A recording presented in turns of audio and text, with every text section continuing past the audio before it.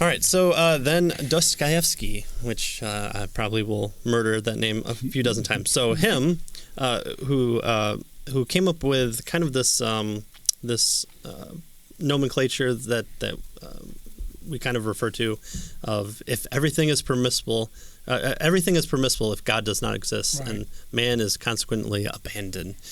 So what Mitch Stokes is saying, if we have these issues, these three issues that we've described, and we say, okay, well, in the end, morality is not the case because we want to be atheists, we want to be naturalists, we want to have no lawgiver.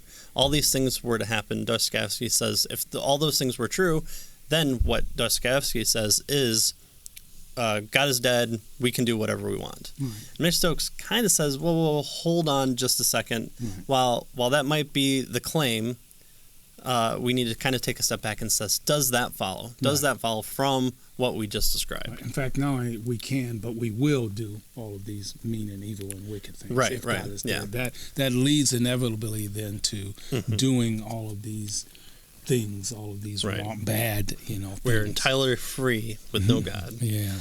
So there's no ethical constraints in either direction, is what he says, though.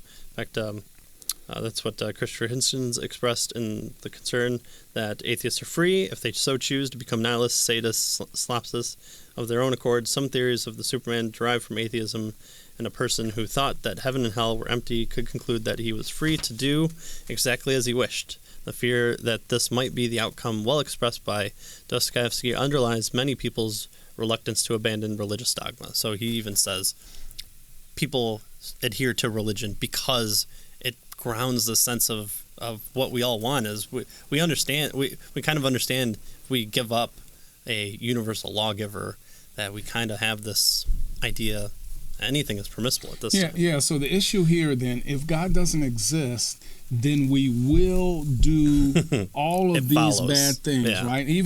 That's what this quote from Hitchens is trying to say, right? If God doesn't, it seems to suggest, or at least Dostoevsky seems to suggest, that we will do these bad things. The question is that the case? And that's what Stokes, he's not sure if that's the case. Right. And even Dawkins, in his Q&As with Christians, will even say, so all you're telling me is for you to not murder everybody in here is the Bible? Like, all right, everyone, we need to stay away from this person. This person's dangerous. They're a belief away from killing us all. Yeah. He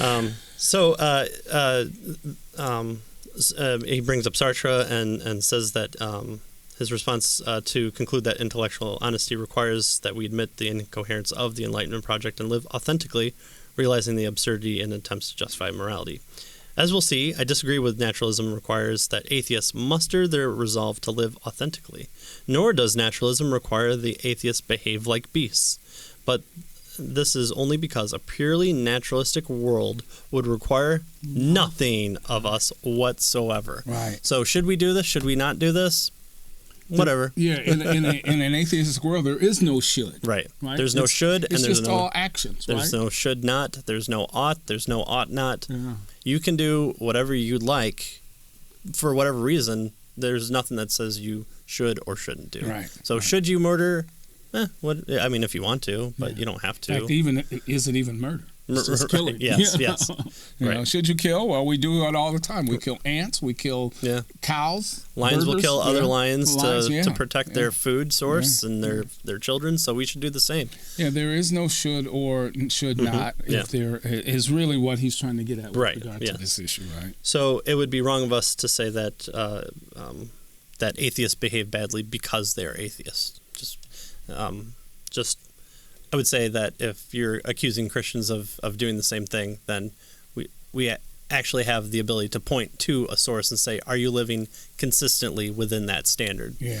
And so when people say, well, Christians kill as well, right, but we can point to the fact, like, the Bible tells us not to murder, so we shouldn't murder. Yeah. And if a Christian does murder, they're living inconsistently with what they are claiming to adhere to. Right. So the issue is what grounds your moral propositions, right? And he's suggesting that there is no ground for moral propositions for atheists, right? Because there is no should or should not, because an action is just an action, right? Right. Like the rock falling. Right.